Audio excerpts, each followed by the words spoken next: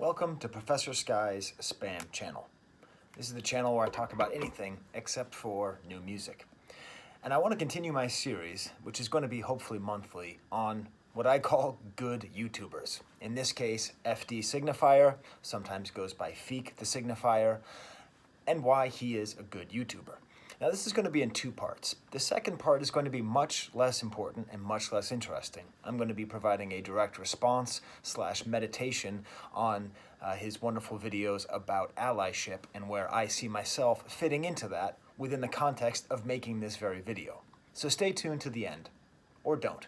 It's the first part I really care about, and that is the concept that I've been trying to develop here, which is, I am an academic. I got my doctorate from the University of California, Santa Barbara, in 17th century French literature. I have a secondary specialty in hip-hop music, which I'll talk about soon. But, I'm an academic, and it's sort of painful. It's kind of painful because I see what's happening on YouTube, and I see all these voices, and I see all these intellects, and I see people conducting discourse at the highest level, as high as any of the books I'm going to find back here, and yet there's still this perception that this isn't real academic work, that these aren't real intellectuals. And FD Signifier, I don't even know his real name. I'm not that interested in the biography of the person. I'm more interested in the work that he's able to make, is as good of a case as you could make for a true academic, a true public intellectual on YouTube. How can we actually hope that YouTube can raise the discourse? We've seen how it can lower the discourse, with people with their conspiracy theories and weird racism and dog whistle racism and dog whistle conspiracy theories and all these dog whistles, What about the people that are actually putting out content, not just content, but intellectual thought at the top level? As an academic, I'm going to be arrogant enough to say that I can discern when something is good and when something is transcendently good. That's what FD Signifier's work is on YouTube. It is cultural analysis at its highest levels. I've read hundreds of academic papers, and when I watch his videos, I see the same level of thought, close to the same level of rigor. Okay, maybe not. There is still an emphasis on entertainment versus emphasis on footnotes and stuff like that. But I still think that his work is as good, if not better, than anyone else in the field. Part of what makes him so interesting and so effective is his consistent callback to empathy. Just non-stop empathy. Empathy this, empathy that. Empathy for, I feel like because a lot of times he'll talk about people who are racist or who are behaving in racist ways, but he's always emphasizing this empathy. I feel like you could subtitle a lot of his videos, Empathy for the Devil. And the thing is that as a person who's in the humanities, I'm a professor of French, humanities are under siege. And it's not a coincidence that humanism is under siege. And it's not a coincidence that humanity itself is under siege. The way, I believe, to try to move towards healing all of these things, to bring the humanities back, humanism back, and humanity is through empathy, is through compassion, and is through a critical spirit. And FD Signifier forces his viewers to be critical of themselves while also being critical of himself. Now, I don't know. As far as I can tell, he's in advanced stages of getting his doctoral degree. I think it's in sociology, so it's not a field I know that well. A little caveat there.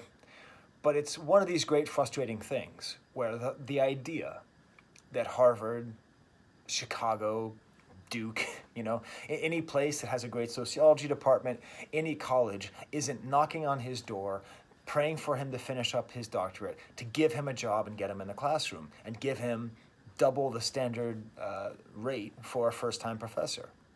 He has shown an ability to communicate complicated ideas, complicated thoughts in a way that is engaging and in a way that is effective. But I can tell you firsthand, we are not in a place where academia really understands the importance of good YouTubers. As a further caveat, there's going to be a few caveats in this video, he himself has insisted that he is an entertainer and not an academic.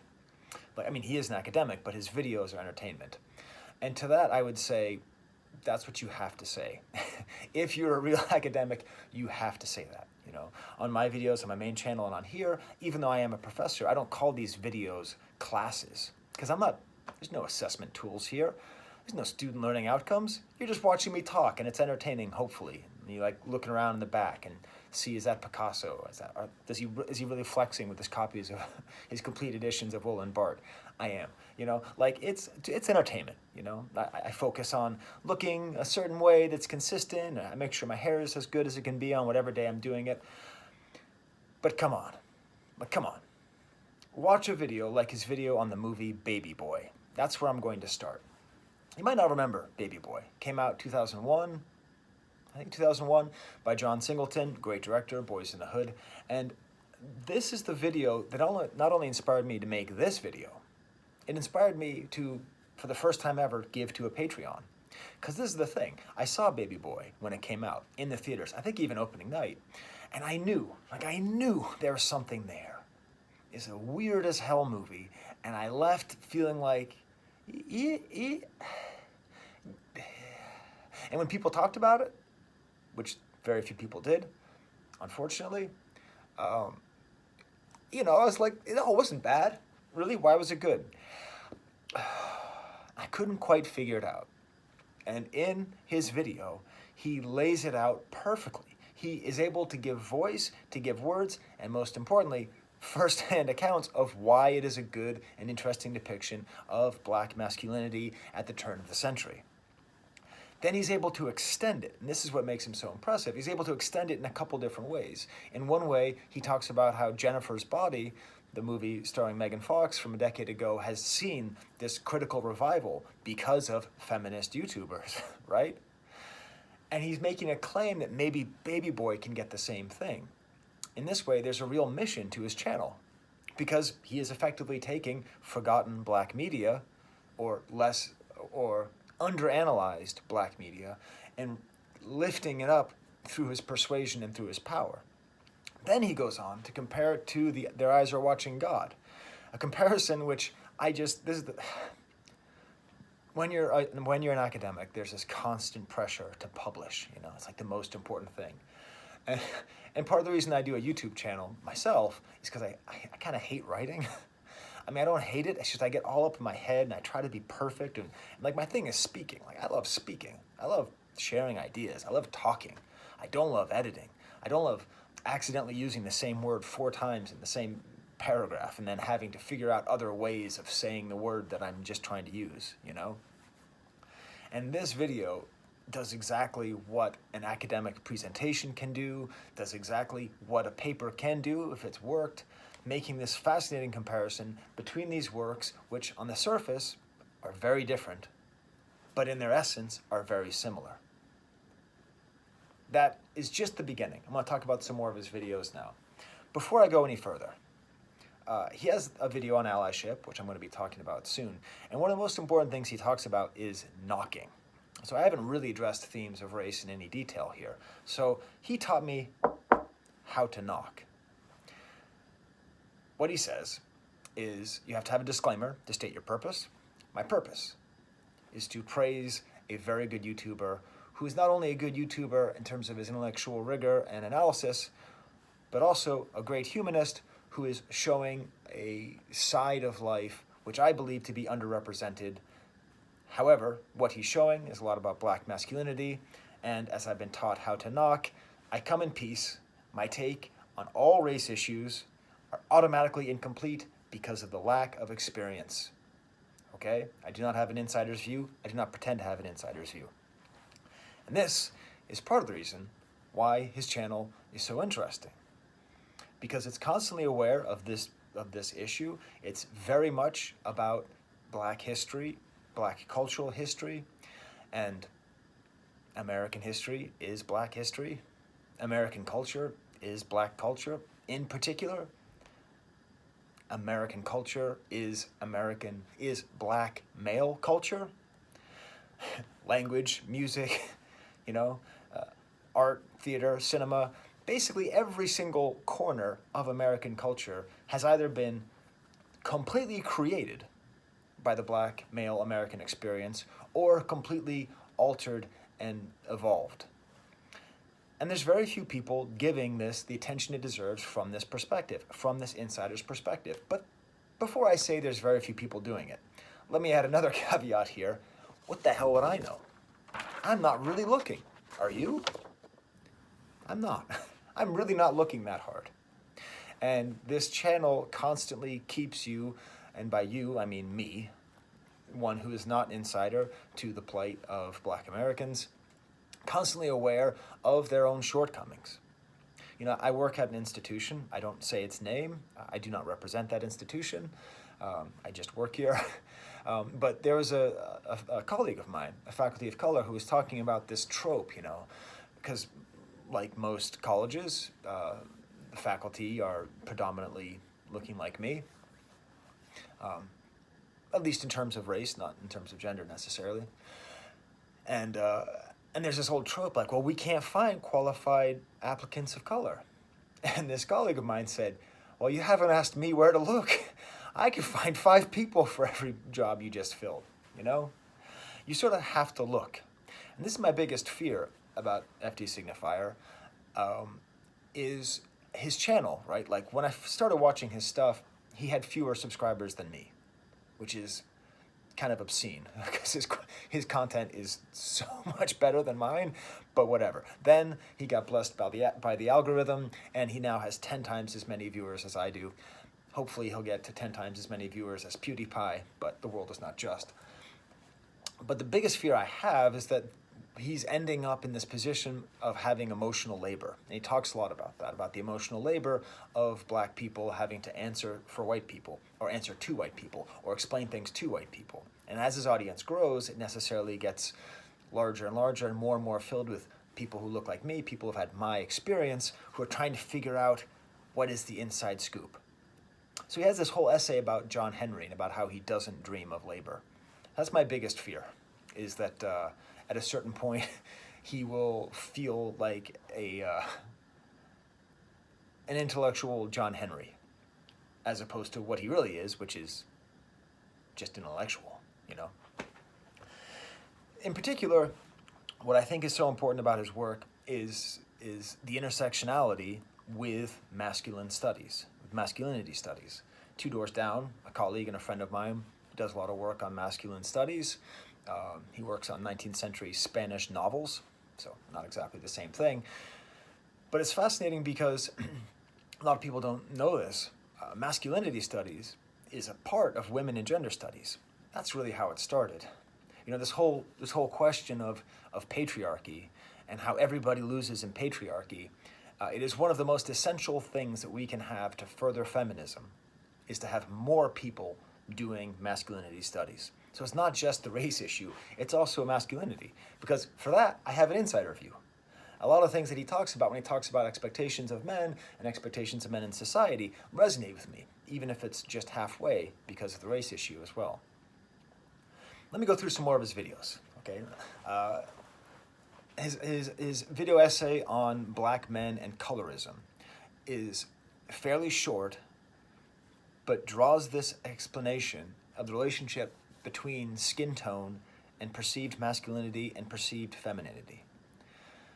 You know, he cites some sources there, but this is so succinct and so useful that I went from vaguely understanding a concept to feeling like I had a pretty good handle on it, and it changed the way that I saw things.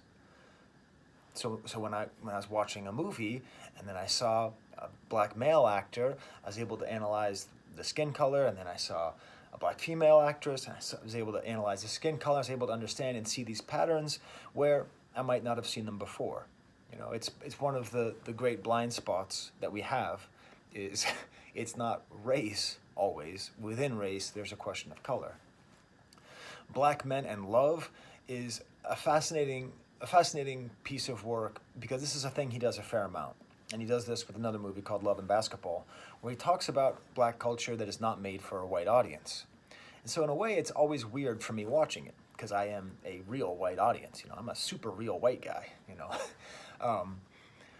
So like when he talks about these things that aren't made for me, you know, not even a little bit, I learn something on a deeper level. because I'm getting access or having something synthesized, all these TV shows, all these movies which are made. The metaphor, the sort of deracialized metaphor that I like to think about is Canadian television. So Canadian television is very, very protective of Canadian identity and Canadian culture. But within that, there's French Canadian television, French Canadian media, which is just for that small subset within that small subset. If you don't speak French, that's completely alien to you. And I can tell you, I could do a video sometime about whatever I've watched up there. It's amazing. There's this whole world of culture and creation for this very small group of marginalized people, right? Even if marginalized people look like me, they're marginalized nonetheless by their language, their culture, and their religion. So in a way, this whole corner of culture, which is sort of not for export, he's able to explain in a way that really helps me to better understand all of American culture, right? It's movies like that or TV shows like that are what I call Pendergrass culture. So when I was younger, I was getting really into soul music and funk music and all that, and I just, whatever name I'd heard of, I'd listen to. So like Otis Redding, this is great. Al Green, this is great. James Brown, I love it. This is great. Teddy Pendergrass. Ooh, there's something I'm not getting here. Some reason this doesn't make it through to me.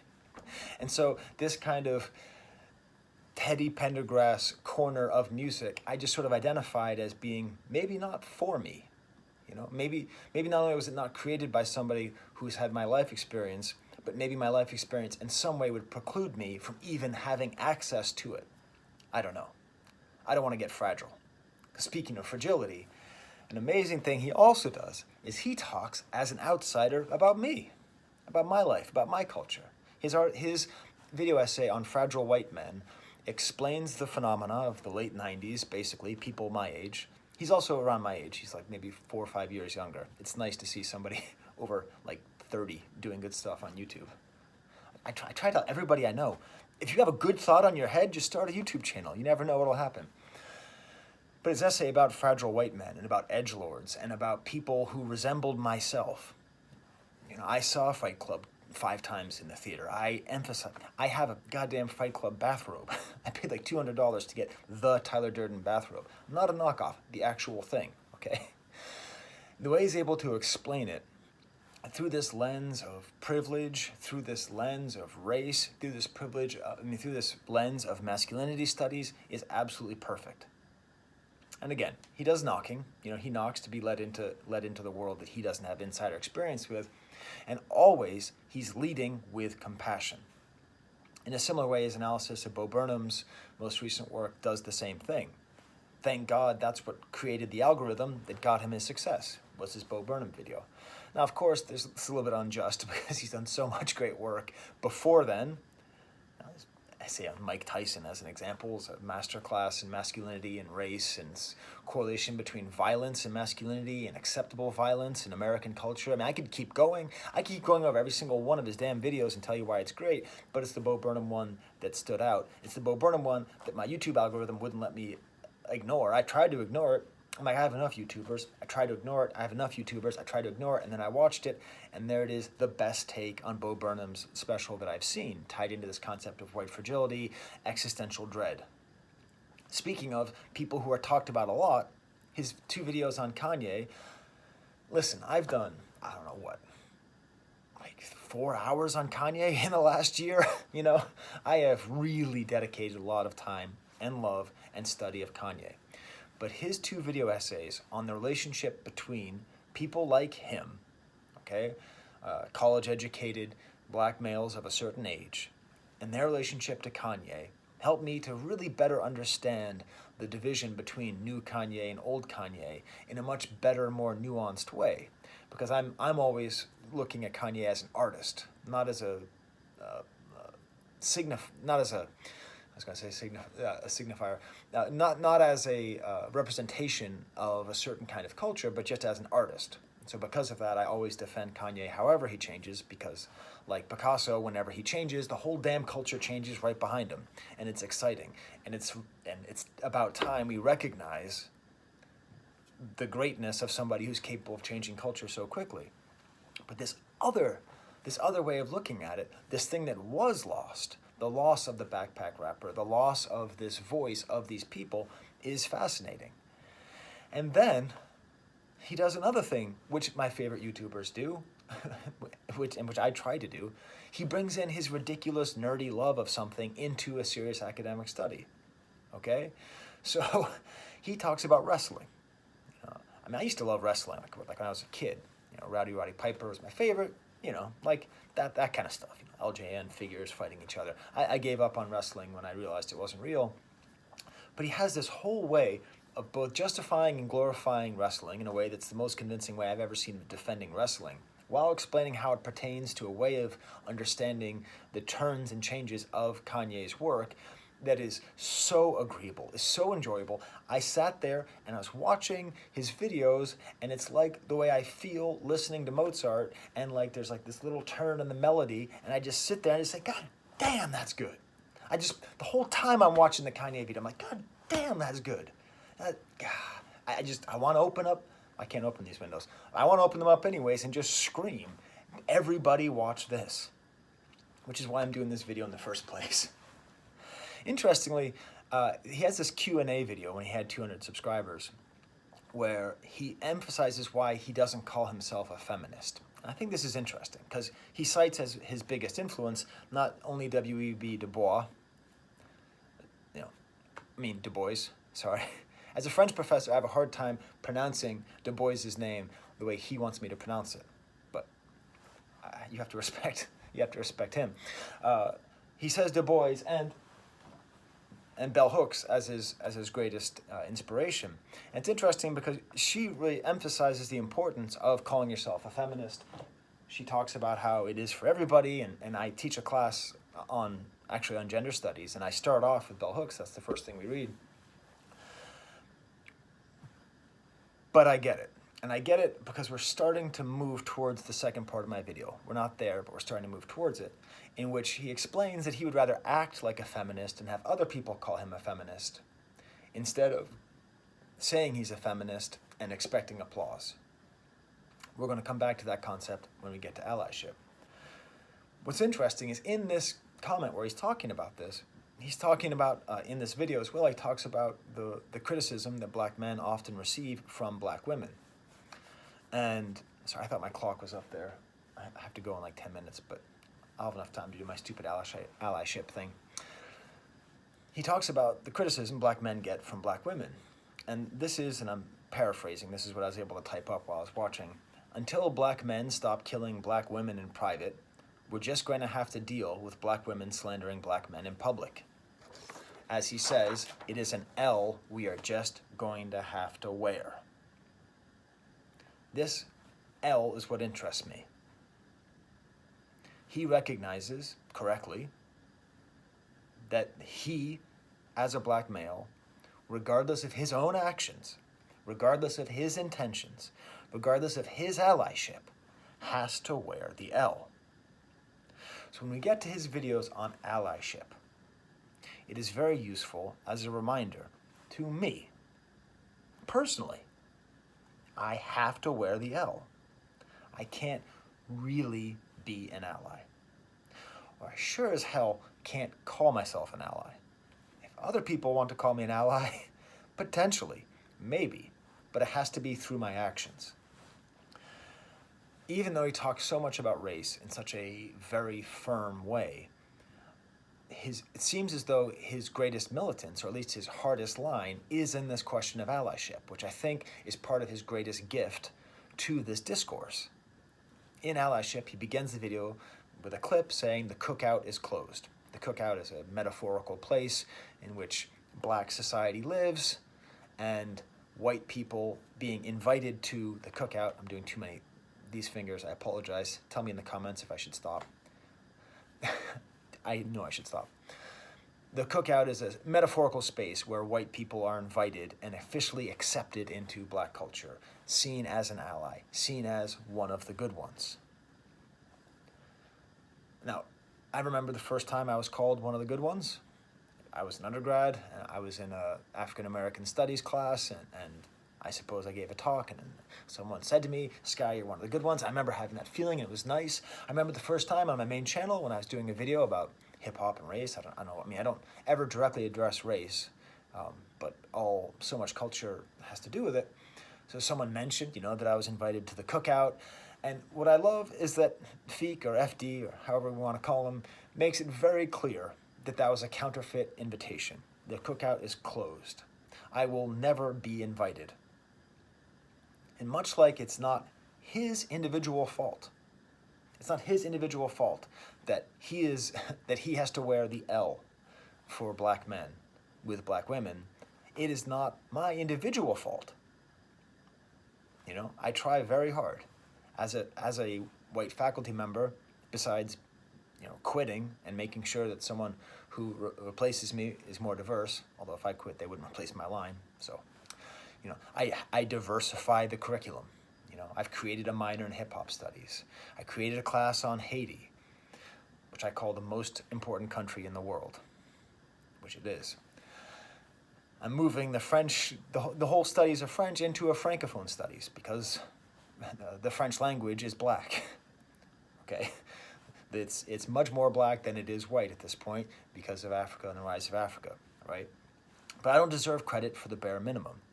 I can't really be an ally. One second, I'm actually gonna, I forgot that I brought this. This is the part I asked you to leave anyways. So, this is the New York Times from Saturday, okay? And, well, first of all, I didn't know that. Look at that. Jay-Z, Tiffany commercial? I didn't even see that before. Maybe FD will do a video on that. So, in the Saturday New York Times, racism isn't new here. Incidents in schools bring pain to a suburb. You know where my kids live? You know my hometown? It's there. It kind of emphasizes this point that no matter how much I have good intentions, I live in a home which was intentionally zoned to preclude low-income housing. I live in a suburb which is in the goddamn New York Times as being a racist suburb with racist problems. And I can tell you, as a secret white person, it's true. It's all true. We do have these problems. They are there. But no matter how much I fight against it, I'm constantly benefiting from it. I mean, this guy here, this Kevin. I know Kevin. I like Kevin. I talked with him for like an hour once about the race problems in our town. He helped my son join this group that led a Black Lives Matter protest, right? And that's great. And that's the hope. That's the next generation. But it's still an L I'm going to have to wear. And I am very appreciative that there's someone out there giving that hard answer. Because that's what I need to hear, right? I mean, that's what potential allies need to hear, is you're not an ally. You'll never be an ally. All you can do is work to be an ally. And that's it. It is a state which you will never attain on your own. You just won't. Until there's equality, you just won't. I can't be a feminist. I can't be an ally. I can just work at it. And that's what Feek, FD tells us. So there you go. There's my second part of the video. I told you the first part was better. Have you ever seen any FD Signifier videos? What's your favorite? I mean, they're all my I didn't even talk about this amazing thing about Ice Cube, which is just totally beautiful. I sort of like he's the kind of guy where I wish we were friends, because I would have like talked to him about James Brown, because James Brown like got really close with Nixon, and like there's a whole interesting story about that. Obviously tying it together, not just with Kanye, but going back in the past, like Nixon met with Elvis and James Brown. He co-opted both of them, There's like a real parallel there with Ice Cube and Trump, and, you kind of want to talk back to his videos, but you really can't. And thankfully, he's getting so big that he won't even see this. It's awesome. All right. Well, please don't subscribe to me. Go subscribe to FD Signifier, and if you're a future academic, you can comment. Tell me, 10 years later when you're watching this video, how right am I? That guy who has like 30 million subscribers, how did you know back then? Just have to look. All right, until next time, there's the camera.